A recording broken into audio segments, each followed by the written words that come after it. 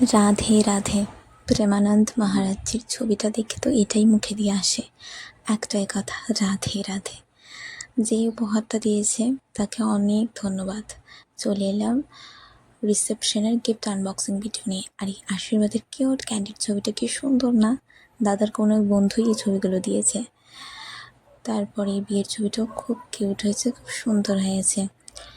দাদার নতুন ঘরে এই গিফটগুলো দিয়ে একদম আরামসে ঘরটা সাজিয়ে ফেলা যাবে। আর এই দেখো কি সুন্দর একটা রাধাকৃষ্ণের ছবি, তার উপর কত সুন্দর সুন্দর স্টোনের ওয়ার্ক করা। আমার বেশ ভালো লেগেছে ছবিগুলো। আর নতুন করে ওদের আর ঘর সাজানোর জিনিস কিনতে হবে না। আর এই যে এখানে শাশুড়ি, বৌমা, ননদ, ননস সবাই মিলে আমরা গিফট আনবক্সিং করতে বসেছি। হাসি ঠাট্টা করে গিফটগুলো আনবক্সিং করছি। ভিডিওগুলো যতবার দেখছি ততবার ওই মুহূর্তগুলোতে আমি ফিরে যাচ্ছি। খুব মনে পড়ছে জানো তো, যে মার অনেক কটা ঠাকুর ঘরের জিনিস এসেছে, আর সেটা পেয়ে তো যে মা ভীষণ খুশি। মা যে মারা হয়তো এমনই হয়, ঠাকুর ঘরের জিনিস, রান্নাঘরের জিনিস এগুলো পেলে সব থেকে বেশি খুশি হয়।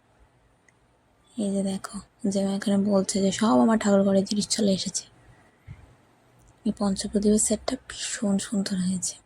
হয়ে যাবে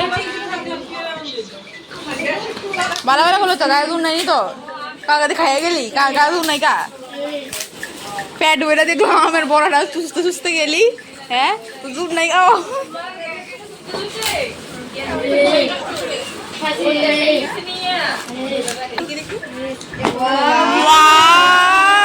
কি সুন্দর কি সুন্দর ওয়াও গিফট একদম দারুণ হয়েছে।